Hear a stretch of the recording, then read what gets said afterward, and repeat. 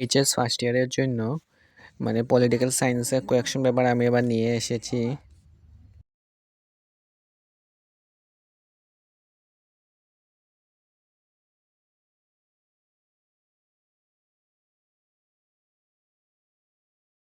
প্রথমে দেখে নাও কি কোয়েকশন আছে। সংবিধান সভাতে উদ্দেশ্য সম্বলিত প্রস্তাবটিকে উত্থাপন করেছিল মৌলিক অধিকারগুলো যুক্তিগ্রাহ্য ও যুক্তির বিচারযোগ্য শতনা বিচার, এটা লেখা। এরপরে ভারতের রাষ্ট্রপতি হওয়ার জন্য ন্যূনতম বয়স কত লাগে, রাজ্যসভার সভাপতিকে, এবার ভারতীয় সংবিধানের কোন অনুচ্ছেদে ভারতকে রাজ্যগুলির সঙ্গ করা হয়েছে এবং উচ্চতম ন্যায়ালয়ের দ্বারা জারি করতে পারে একটি লেখ উল্লেখ করো।